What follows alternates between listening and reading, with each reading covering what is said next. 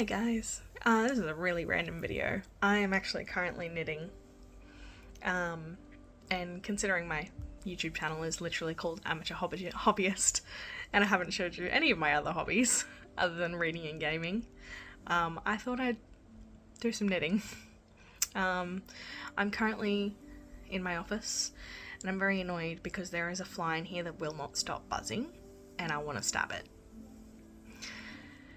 Anyway, I'm eating a caramel. On the topic of flies, I was making some beef tallow earlier, which is where you pretty much render down the fat from, or like excess fat that you've trimmed off of like beef. I had like a beef blade roast that I cooked last night, in a saucepan on like a medium-low heat until all the fat's rendered and all the other bits are all crispy, and then you sieve it and stuff.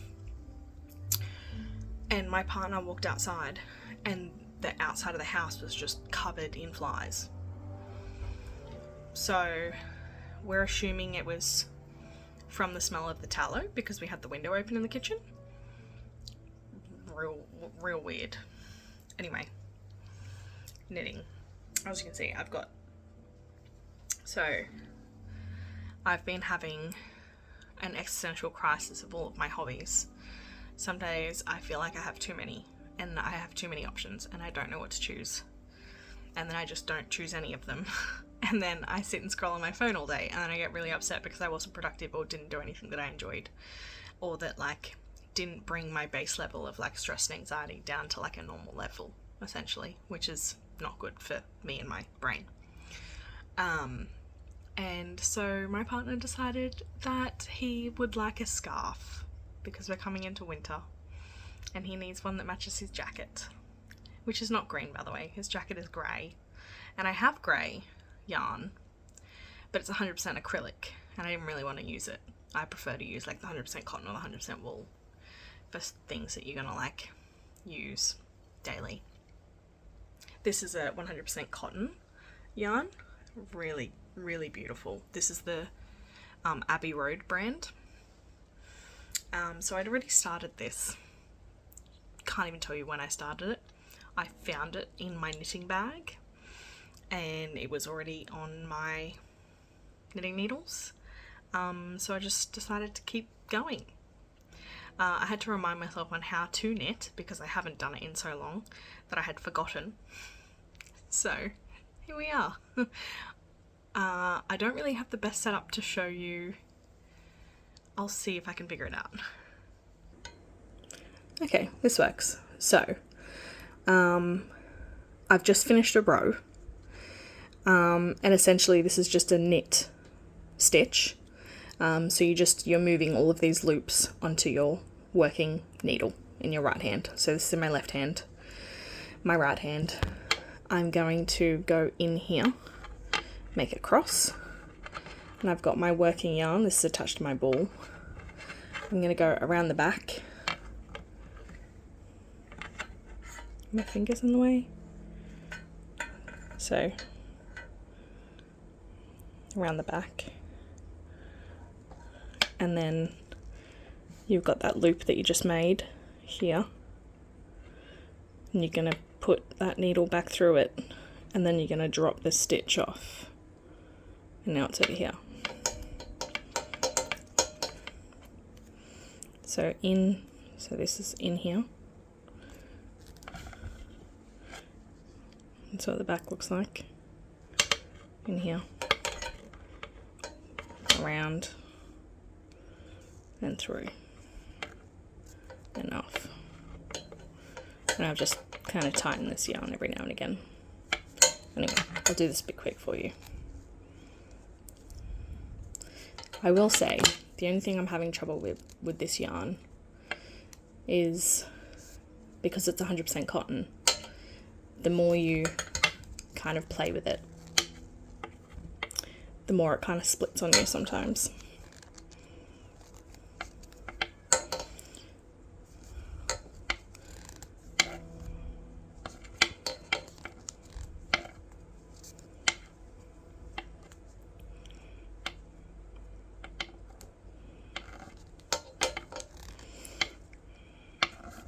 You know, I first started how to knit when I was maybe 7 or 8. My great-grandmother showed me. Oh, see what I did there? Yeah, it's fine. Won't affect it. And I've probably been knitting since then. But like so on and off that I just forget.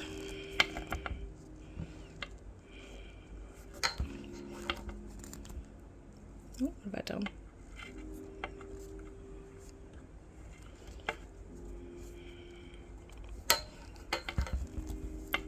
I just realised how warm it was in this house. I think I'm going to have to turn the fan on in a sec.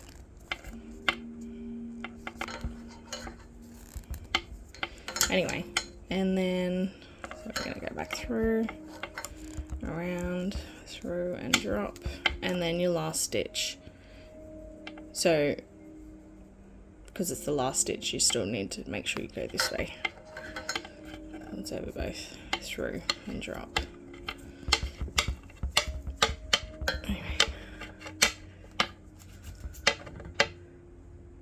Oh, I dropped a stitch.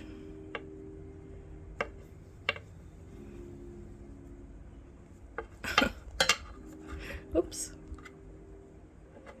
That's fine, right? I'll figure it out. How many stitches do I have? 1, 2, 3, 4, 5, 6, 7, 8, 9, 11, 12, 13, 14, 15, 19, 20, 21. Oh no.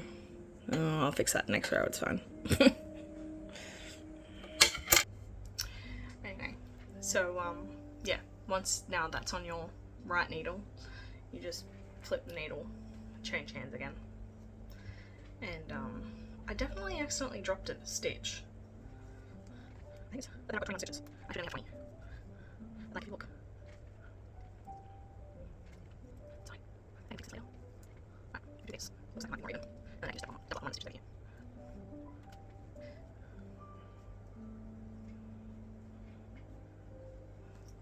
Currently got like a reading playlist playing on Spotify through my lounge room speaker. Quite nice actually. I finished reading oh no, I can't remember the first name of the book. I'm gonna have to do an actual proper review on it, but I finished reading A Pirate's Life for Tea, which is the second book in this series. The first book was very gay, which I didn't realise it was gay. Not that I care. Super cool. I love that there's representation in romance love books these days as well. Anyway, it's a very slow story, I found. Maybe it's not for some other people. I had a really hard time getting through it.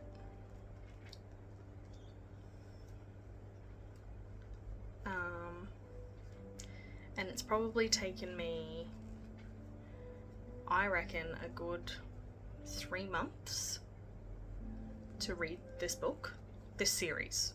Two books. Not even big ones, by the way.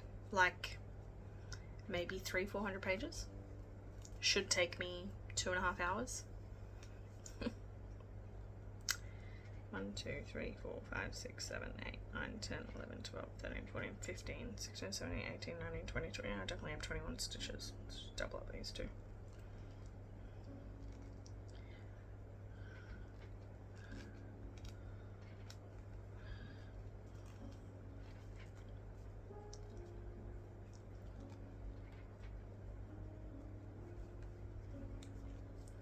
This scarf's going to be so big and long, you're not even going to notice. What am I doing there?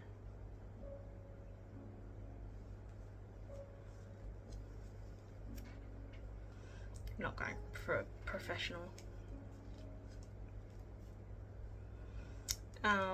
Yeah, anyway, so finally finished this book last night. Again, obviously, super gay. The main characters in this series are lesbians. One is a Queen's Guard, and one is the Mage of Ages. They call her the Arkandor, and essentially she's been chosen by a stone, a magic stone, to be the representative for all the mages in the world. She's very powerful. She's an elemental mage, like Avatar. And they met, must have been at like a queen's, or the queen's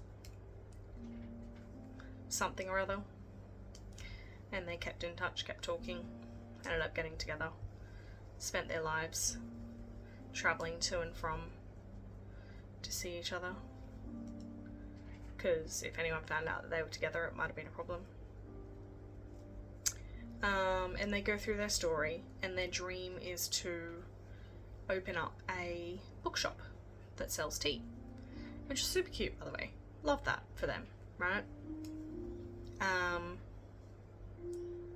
And the whole first book is kind of, they talk about their backstory and what they've been through, what they're doing, things that are happening in the world, political things, what each character does. It's each chapter can sometimes be about one of them.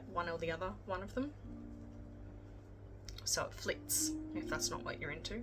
That's what this is about, what this book does. Flits between the two characters per chapter. And by the end of the book, they decide that yes, they're going to do this dream. And so they end up moving to a new town to open their bookstore. And they give it a very cute name, which I'm not going to spoil for you. And you see the story of them developing as a couple, living together for the first time, being in close quarters 24/7 for the first time, all this sort of stuff. And also the new friends they meet along the way and how they help their story keep moving, I guess. And then in the second book, they are trying to fulfill a bargain they made in the first book with the dragons, because obviously, you know, Mage of Ages, Arkandor, control of elemental magic, it's obviously dragons. And they're looking for some documents to help them figure out where to find what the dragons are after. And they end up in another town where they meet a constable, or like a cop, I guess, who is trying to chase down this pirate on the Treason River. Pirates have been outlawed in this town for years, and somehow this constable seems to know exactly who this pirate is. You find out that this constable and this pirate happened to be long-time friends, and there's more story to that as well. And the constable, is pretty much, you know, traveling here, there, and everywhere to try and get her friend to come to her senses, essentially. Thinking, you know, pirating is bad. She works for the law. She thinks that she's doing the wrong thing.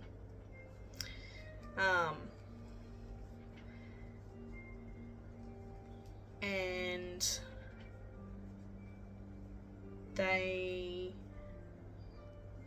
the main characters from the first book are obviously in this town. They've met this constable. They're seeing this story play out, and they're like, oh, these two are definitely lovers. And both of these other two characters are denying it very heavily. Absolutely not, I would never, right? And two main characters both end up on a pirate ship with said pirate to figure out what she's doing. She's doing a good thing in the end, by the way. And then they make a deal with the constable to say, oh, we'll help you get rid of this pirate, along with the Don of the land, right? So they go on this pirate adventure, essentially, which, you know, Pirate's Life for Tea is the title of the second book, so makes sense. And they're travelling up and down the river, and there's things that happen. People get hurt and injured and all this sort of stuff. I was very unfortunate in reading this book. I found that this happens with a lot of books that I read, is I'll read the book while I'm reading the book. My brain manages to like pre-interpret things that might happen, and I get really upset when they come true, because then it ruins the plot twists. Like, I don't know, I feel like sometimes when like people with not spicy brains read books specifically, their brain doesn't read between the lines as much. So anyway, what I had, you know, premonitioned was going to happen is what happened, and I was kind of annoyed about it because I already knew. And maybe if I didn't already figure it out, then it wouldn't have been such a big plot twist. But yeah, I ended up sitting in the office while I was watching my partner play games and read the rest of this book last night. So it's finished. I think there's a third one. I read the epilogue, and I'm assuming it's for a third book. And at the back of the book, there was also a one-shot spicy chapter, 2 pages of the two main characters. I was saying to my partner, we all know what types of books we read, so, you know, nothing's out of the ordinary at this point. I've not really read any of the gay books with gay characters and sexy scenes, and I wasn't really sure what to expect from this. So I read it. I had a joke to my partner as well. I was like, oh, do I get a reward for finally getting through the story? Because it took me long. And yeah, so read the spicy scene. It was like a decent spicy scene, honestly. They did a good job, the author. Maya Doogie, I think her author's name is. And kudos. Overall, personally for me, I was really getting into all of these like cute cozy fantasies, you know, bookshop tea, bit of adventure. I was enjoying it. But this book took me so long to read. And I was getting annoyed at myself that it was taking so long to read, because I was like, it doesn't normally take me this long. And I figured that it was because there's quite a lot of like dialogue and like what's going on in their brains thinking on the pages, which is not a bad thing by any means. But I feel like most fantasy books we read, there's a lot of world building stuff where it's not super integral to... I'm a speed reader, so I obviously already don't read every word as it is. So when I read fantasy books and all of that world building's going on, it's not integral for you to have to read every word. But I found with this book, if you didn't read every word, you would possibly misinterpret the meaning behind what was going on, or you'd miss some really important dialogue that would then carry on from another character, and you had no idea what was going on. So I really had to pay attention to every word, which is frustrating for me to start with. But yeah, so I think I'd have to give this book maybe like a 6 out of 10. I didn't hate it, but I also didn't love it. I thought it was well written. There were good characters. They were fleshed out characters. They had backstories. There was a sense of adventure. There was some world building in there as well. Like, that gives you some descriptions of where they're living and working and all that sort of stuff. But yeah, I don't know. And I don't know whether I'm off of the cozy fantasies. So I've got the Honey Witch to read in my bookshelf. And my partner asked me about that this morning. He was like, oh, what's the next book you have to read? I was like, oh, the Honey Witch. He was like, oh yeah, that sounds good. He goes, oh, do you feel like reading today? I was like, no, not really. For context, I work Monday to Friday. My normal, like, full-time job is Monday to Friday. And then I work hospitality on the weekends normally. But because I'm also studying still, I tend to just work on a Sunday. So I always tend to have this Saturday free. And I never know what to do because, generally speaking, my partner is working. And I said to him this morning, I don't know what to do with my Saturday because I don't really have a lot of people to hang out with. Most of my family I don't have any immediate family here in Brisbane. I've got a really great group of friends. Most of them are either working or busy de-escalating from their week on a Saturday, so I don't tend to send out too many invites to anyone to see if they want to hang. So normally it's just usually I hang out with my partner, but because he works most Saturdays, I have to find something to do with my time while he's at work. And he's at work till like 9:30 tonight. He's probably not going to be home till close to 10, which is super annoying. So there's just a lot of hours in the day to make up. And yeah, I just never really know what I want to do. So then he was like, oh, well, I'd love a scarf for my jacket. And I was like, oh, you just reverse psychologying me now, because I have this innate sense to do things for people when it comes to my crafty stuff. I enjoy making things for people. It makes me happy. I like to see their reaction when they receive these gifts. I definitely don't make stuff for people very often. The main thing that I would probably make for people is food. I love cooking and baking, obviously. But handmade stuff I am very hesitant to give out because I feel like everything needs to be perfect. And I get very frustrated if I can't perfect something straight away. And I also have a really hard time concentrating on something for too long without getting bored or disinterested, which is also very frustrating to have to deal with. And if you're also dealing with that, I'm sorry. I know how it feels. I have surprisingly been doing this for a few hours today already.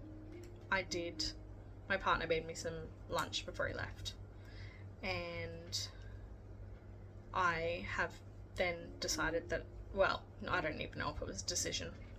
I was inactively scrolling on TikTok on my phone for I don't know how many hours. What's the time? 4:30. Probably at least an hour. Could have been an hour and a half. For no reason. I knew I had knitting to get back to. I knew that this was the chosen activity for the day. And I was, scrolled for too long. And finally decided to get back to my knitting. I've been checking my rows to make sure I still have 20 stitches As you can see, I've got a feeling that I might have dropped some stitches here, or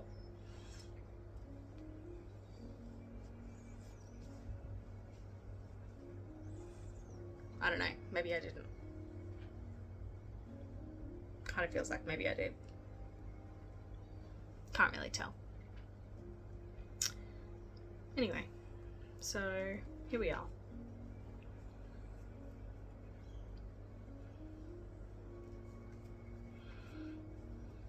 It's quite therapeutic once you once I remembered what I was doing.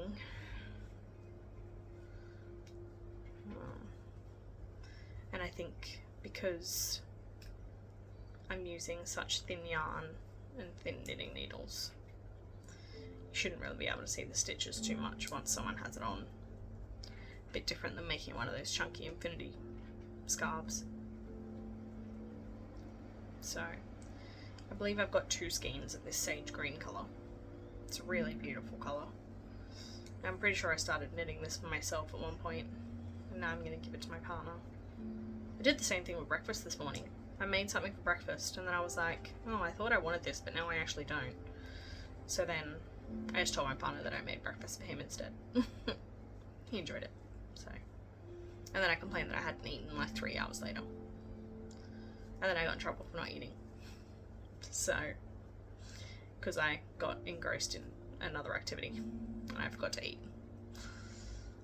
Story of my life.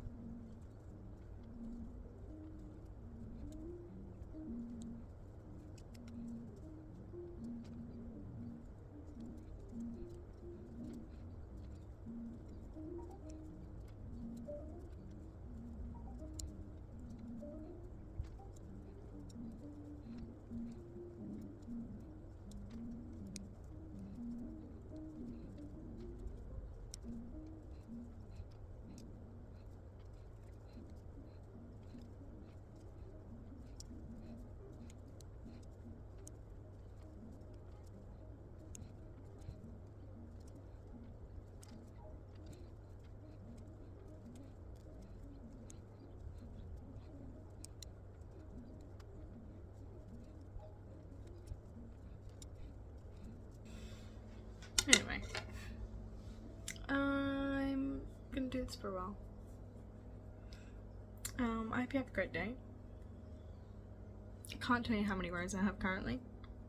I'm just going to stop knitting until it seems like it's long enough to double. Hope you're having a great day. Hope you have a great rest of your morning, evening, afternoon, night, whatever time it is where you are. And I'll see you in the next one. Bye!